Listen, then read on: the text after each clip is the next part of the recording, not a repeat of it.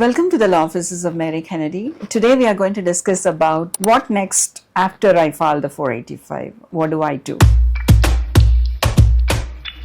So once you file the 485, your data filing is current and then you file for it. The first priority is you'll be getting your biometrics. But now the biometrics are coming up sooner, so do not plan to travel out of country before your biometrics. So you have to be, really prepared to go for the biometrics. And then what else I'm going to do after that? So you will be waiting. The advance parole and the EAD are definitely delayed, and you can expect more delay because of the huge number of filings. However, I would strongly say that do not travel if your priority dates are very close till September if you have filed your 485. The reason being, the visa numbers, if they are available during the month of August and September, there is a very high chance that your 485 might get approved. So if you are stuck outside the country, there is a limited means how you can also enter back.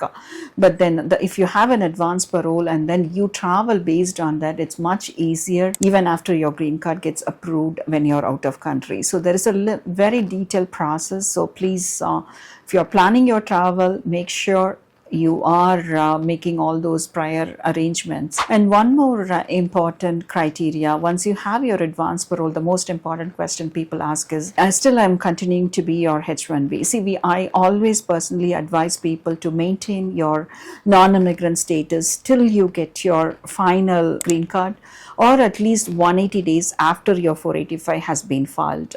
So keeping that in mind, if you're traveling out of country, definitely you can use your advance parole as long as it's valid, so that you don't have to be dependent on your visa, the visa slots and the appointments and everything. That's totally doable, and you return back on your advance parole will not invalidate your H1B. So still you can continue with the same employer, however you can use your advance parole. Coming back to the EAD, right, in employment authorization card, so I got it, what do I do next? It definitely depends. It's a very subjective question, so you have to consult an attorney on that.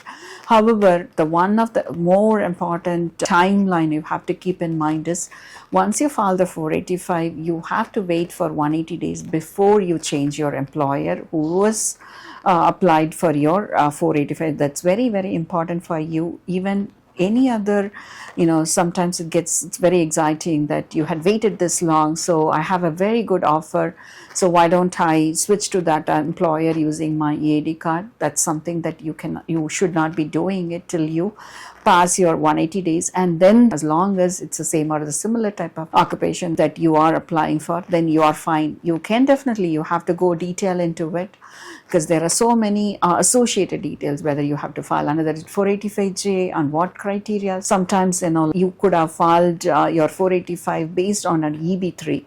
However, you see a forward movement on the EB2 on the final action dates. Then in that case, filing a 485J, not a 485, based on the forward movement of the final action dates is advised. So what do I do? So all these are very subjective questions, but all that I keep on saying to you is, any opportunity you have at this point of time, reaching out a congressman's office or any other proactive measure, if your children are aging out, please follow that and then do it. So that way you're not missing an opportunity for you to get your green card, because you waited so long. It will be helpful for you to follow the steps.